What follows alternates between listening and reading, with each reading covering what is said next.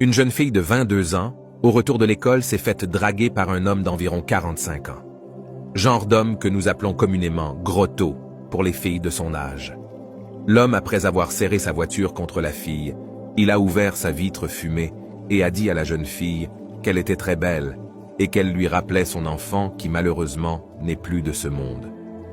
Ensuite, l'homme tendit à la jeune fille une enveloppe contenant une somme de 200 000 francs et lui dit que c'est un cadeau en souvenir de sa fille.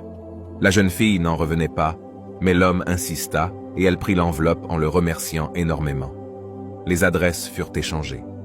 Arrivée à la maison, la jeune fille raconta l'histoire à sa maman qui autre était très contente et du coup elle demanda à sa fille de rappeler le monsieur pour le remercier et profiter pour lui demander une somme d'1 million de francs CFA et de dire au monsieur que ceci servirait à payer une opération chirurgicale d'un frère. La jeune fille ne voulut pas suivre les conseils de sa mère, mais cette dernière la convint que dans la vie, il faut savoir saisir sa chance. La jeune fille prit un rendez-vous avec le monsieur qui lui indiqua l'adresse d'un hôtel. Une fois ensemble, la petite demanda les 1 million de francs CFA à l'homme. Le monsieur ouvra sa manette et en sortit une somme d'environ 5 millions de francs CFA bien attachés en tas de 500 000 francs chacun et posa 1 million sur la table. « Ceci est pour toi, ma fille. Je te l'offre à cause de ma fille défunte que j'aime beaucoup. » L'homme se déshabilla et passa à l'acte avec la jeune fille qui autre n'avait pas résisté une seule seconde.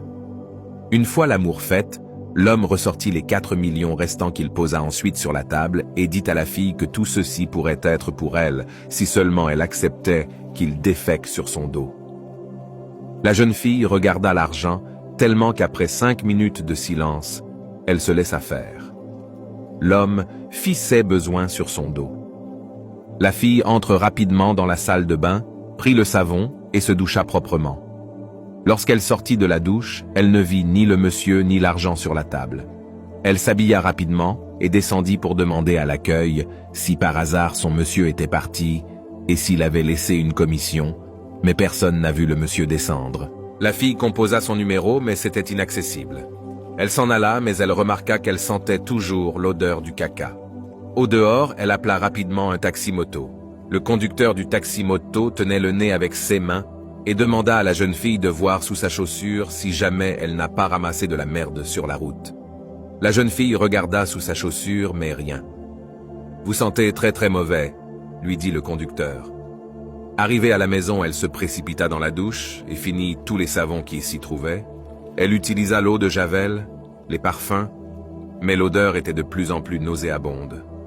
Son corps a commencé par se décomposer et quand on la touchait, la peau se détachait. Les petites vermines sortèrent de partout sur son corps.